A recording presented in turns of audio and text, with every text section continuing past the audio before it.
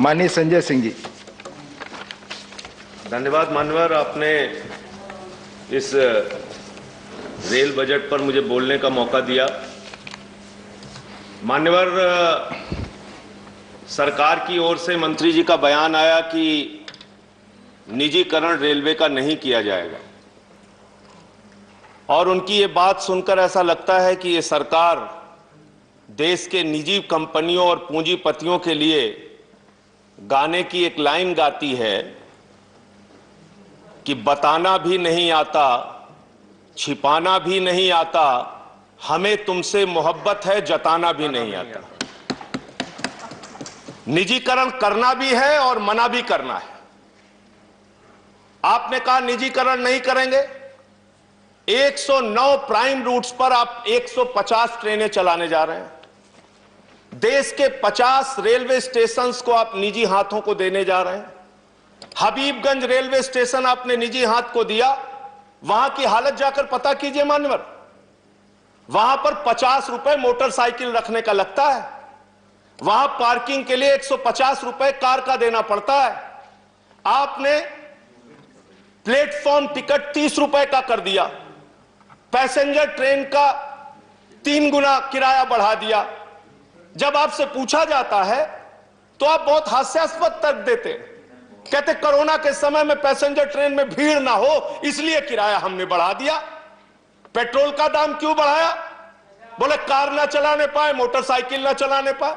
Diesel का दाम क्यों बढ़ा दिया?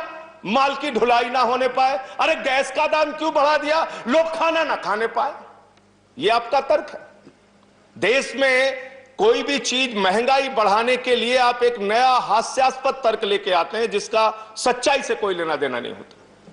निजीकरण आप कैसे कर रहे हैं?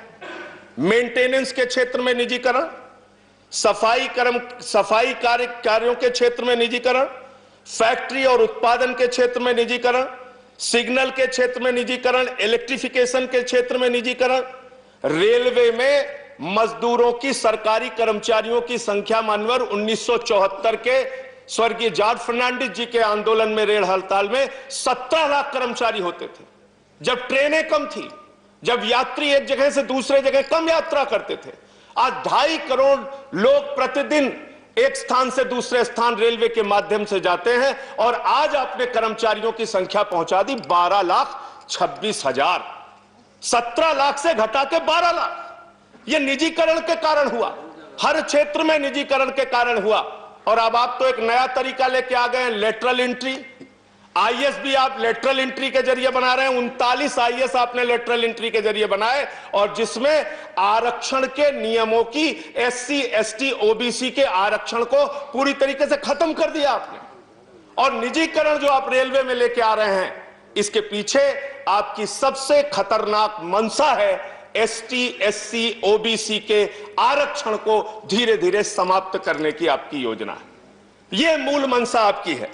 मान्यवर, खुद आपने माना है कि 21.6% माल की ढुलाई लॉकडाउन के दौरान रेल के माध्यम से ज्यादा हुई। यानी रेलवे के कर्मचारी पूरी निष्ठा के साथ, ईमानदारी के साथ काम करते हैं, और उस लॉकडाउन में काम करने के कारण, कई कर्मचारी जो कोरोना योद्धा जिनको आप कह सकते हैं, उनकी जान भी गई। 50 लाख रुपए मुआवजा कर्मचारी संगठन मांग करते हैं। 20 लाख रुपए मुआवजा आपने दिया, फिर उसको बढ़ा के 35 लाख किया। आज तक उनको मुआवजा नहीं मिल पा रहा है। रेल के जो कर्मचारी इस कोरोना काल में जिनका जीवन गया, और कोरोना काल में मान्यवर 2.5 करोड़ की आपकी क्षमता एक जगह से दूसरे जगह यात्रियों को पहुंचाने की प्रतिदिन की है। लेकिन हमने देखा कि किस तरीके से रो रो के ट्रेनें चलाई गई, किस तरीके से लोगों को तरसाया गया ट्रेनें चलाने के नाम पर, और 40 ट्रेनें रास्ता भटक जाती हैं, 80 लोगों की जान चली जाती है। मुजफ्फरपुर के स्टेशन का वो दृश्य आज भी हम लोग नहीं भूल पाते। एक मां के ऊपर से उसका छोटा बच्चा आंचल हटा रहा था, उसकी मां कंक्लूड करिए संजय जी। बस खत्म कर रहा हूं मान्यवर, अंत में सिर्फ इतना ही बात कहना चाहता हूं कि आप कृपा करके रेलवे कर्मचारियों को निजी हाथों में मत दीजिए। यह एक बहुत बड़ा सेक्टर है जहां से रोजगार भी मिलता है और जहां गरीब आदमी को एक भरोसा होता है कि हम सस्ते में दामों में यात्रा कर पाएंगे, सस्ते किराए में यात्रा कर पाएंगे। जिस दिन आप इसको निजी हाथों में देंगे, कर्मचारियों का तो आप आरक्षण के तहत उनकी नौकरियां खत्म करेंगे, एक बात है, और दूसरी बात यह है कि हिंदुस्तान के लोगों को तकलीफें और उनकी यात्राएं, उनकी दुश्वारियां बढ़ेंगी। अंत में कुलियों की बात यहां पर आई।